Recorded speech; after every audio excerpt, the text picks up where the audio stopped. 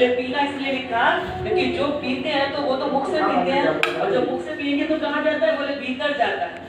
तो ऐसे ही कथा में सुनने युक्त कुछ नहीं है, ये ऐसा अमृत रूपी फल है जिसे ग्रहण करना है, जिसे पीना है। इसीलिए पिबत भागवतम रसमालयम मोहरो रसिका भूमि भावुका।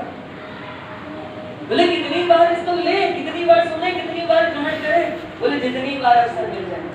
अगर ये सोचने लगे तो अरे हमने पहले भी तो सुनी थी, पहले भी तो कथा सुन चुके हैं, हमारे भी मोहल्ले में हुई थी, हमारे भी क्षेत्र में हुई थी, जहाँ ये आए कि अरे पहले सुन ली थी, इसका मतलब है कि अभी तक आपने श्रवण नहीं की। अगर श्रवण किया होता, यदि कथा के अमृत रूपी फल को ग्रहण किया होता, तो फिर आपके पैर बैठ ही नहीं सकते, वो तो झूमते फिरेंगे कि हाँ प्रभु की पूरा कथा श्रवण करने का सौभाग्य मिल गया, भगवान की रसमयी लीलाओं को श्रवण करने का अवसर मिल गया, भगवान के कुछ देर उनके सुंदर ज्ञान का चिंतन करने का समय मिल गया।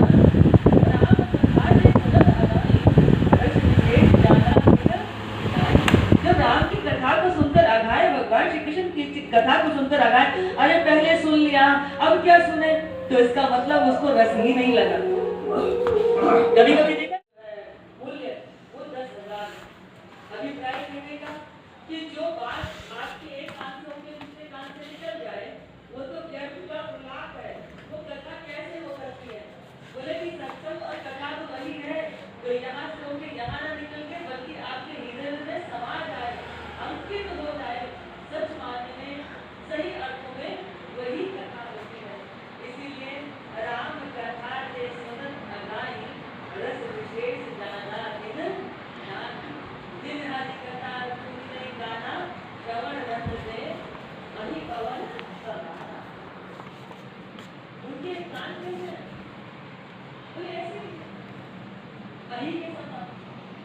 तो बोले कि जिन्होंने हरि कथा सुनी नहीं उनके जीवन में कोई परम रस आ नहीं सकता।